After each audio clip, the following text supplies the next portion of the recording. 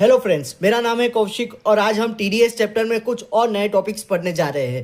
TDS is deducted while a person is making payment for. TDS कब deduct होगा? जब कोई पर्सन किसी चीज के लिए पेमेंट करेगा। किसी चीज के लिए पेमेंट करेगा, किस चीज के लिए? कॉमर्शियल पर्पस के लिए भी कर सकता है या पर्सनल पर्पस के लिए भी कर सकता है। कॉमर्शियल पर्पस मतलब किसके लिए? धंधे के लिए किया गया खर्चा, धंधे के लिए किया गया खर्चा। उसके लिए हम एक एग्जांपल लेते हैं। सपोज रिलायंस लिमिटेड ने रेंट पे किया है 10 लाख का प्राची को। किसके लिए किया है? ऑफिस बिल्डिंग के लिए किया है। किसके लिए किया है? ऑफिस बिल्डिंग के लिए किया है। ऑफिस बिल्डिंग क्या होता है? कॉमर्शियल पर्पस होता है, तो टीडीएस कटेगा। अब जैसे पर्सनल पर्पस के लिए, पर्सनल पर्पस मतलब रोजमर्रा की जिंदगी के लिए किए गए खर्चे। Suppose Ruchi is paid a rent of 5 lakhs to Misha for residential building, for residential building.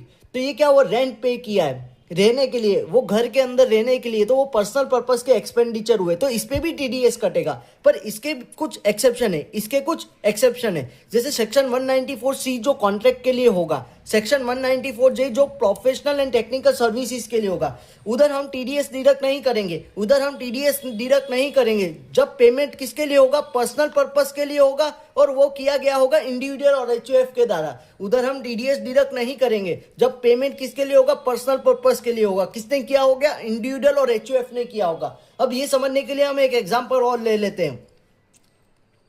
Amount paid by Ritika to Prachi for construction of office building, for construction of office building. तो ये कौन सा हुआ? कॉमर्शियल पर्पस हुआ। ये कौन सा हुआ? कॉमर्शियल पर्पस हुआ, तो टीडीएस इधर कटेगा। Amount paid by Ritika to Prachi for construction of residential house, for construction of residential house. Residential house क्या हुआ? पर्सनल पर्पस हुआ। तो अभी हम इसमें कुछ देखना पड़ेगा। क्या हो रहा है? कंस्ट्रक्शन हो रहा है। कंस्ट्रक्शन क्या हुआ? एक कॉन्ट्रैक्ट है। कॉन्ट्रैक्ट किसके अंदर आता है? कौन से सेक्शन में? 194C के लिए आता है। किसका हो रहा है? रेसिडेंशियल हाउस का हो रहा है। तो क्या है? ये पर्सनल पर्पस है, तो टीडीएस यहाँ पे नहीं कटेगा। क्यों नहीं कटेगा? क्योंकि ये यहाँ पे ये एक्सेप्शन दिया गया है ना, उसके अंदर वो फॉल हो रहा है। अभी हम एक और एग्जांपल देखते हैं। Amount paid by Reliance Limited to Ritika for construction of office building. किसके लिए? For construction of office building. Office building क्या हुआ? कॉमर्शियल पर्पस हुआ, तो टीडीएस कटेगा। टीडीएस कटेगा। अब हम इसका एक क्विक रिकैप ले लेते हैं। आज हमने पढ़ा कि TDS is deducted while a person is making payment for, किसके लिए? कॉमर्शियल पर्पस के लिए। कॉमर्शियल पर्पस क्या होता है? धंधे के लिए। इसका हमने एक एग्जांपल देखा कि रिलायंस लिमिटेड ने रेंट पे किया है प्राची को for office building. Office building क्या होता है? कॉमर्शियल पर्पस, तो टीडीएस कटेगा।